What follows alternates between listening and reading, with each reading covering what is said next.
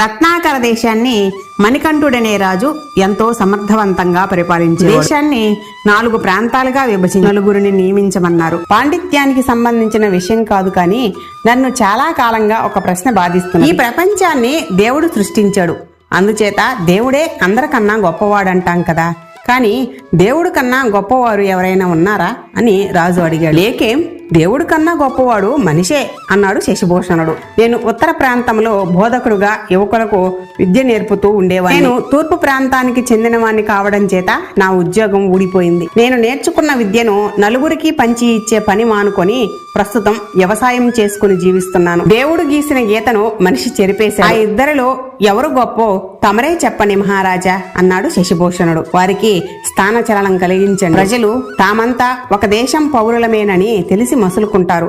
వివిధ ప్రాంతాల మధ్య పోటీ పోయి సఖ్యత ఏర్పడుతుంది అన్నారు.